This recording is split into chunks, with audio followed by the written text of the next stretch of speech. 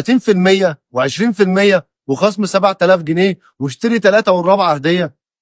تجار الكاوتش في مصر عاملين خصومات 30% و20% وخصم 7000 جنيه واشتري 3 والرابعه هديه. ايوه، يعني حضرتك حرامي بتسرق العميل، ولا عندك مشكله تانية ان العرض بتاعك اصلا وهمي؟ ما انت النهارده العميل النهارده بقى فاهم ومطلع وبيشوف ده وبيشوف ده وبيشوف ده. حضرتك بتقول لي 20% و30% وخصم 7000 جنيه، خصم 7000 جنيه، 7000 جنيه. انت عايز تفهمني ان انت هتبيع له كده وخسران كمان، ومؤجر مكان ايجاره 300000 و400000؟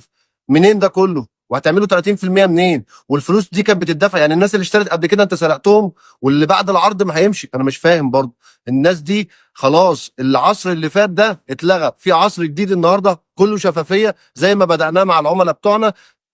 عصر ضبط الاسعار في الكاوتش وقطع الغيار في مصر على ايدنا ان شاء الله، مستمرين ومكملين بدعمكم زي ما انتم بتدعمونا. 36 مليون مشاهده لاول متخصص في مجال الاطارات في مصر مع عماد جد الاطارات في كل فروعنا، واثباتا لان احنا ملوك العروض ومحدش يعرف ينافسنا.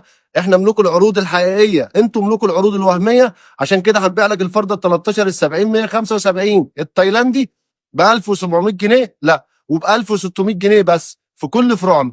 ب 1600 جنيه هتشتري فرده الكاوتش ال 13. ده بدايه الاسعار، كل الاسعار عليها خصومات، كل الاسعار عليها عروض بفضل الله، عروض حقيقيه. وخش اسال على عام وهنرد عليك، واتصل بينا وهنرد عليك بالسعر في اي مكان بنقول السعر، ومنزلين لسته بالسعر والمقاس على الصفحه بتاعتنا. ادخل شوفها، ولو عايز تعرف الفرق بين جودة الإطارات وبعضها، وإزاي تعرف التاجر اللي بيضحك عليك لو مش هتاخد من عندي، على الأقل خد فكرة، اعرف الفرق بين جودة الفرد الكاوتش اللي خليك تدفع فيها فلوس كتيرة والناس اللي بتديك عروض وهمية. في عروض الجمعة البيضاء عند عماد جاد، بدأنا عروض الجمعة البيضاء من بدري خالص، من 15 ل 20، فترة محدودة فقط هتاخد بيها أسعار عروض حقيقية. 5 أيام في كل فروعنا في الإكسبريس.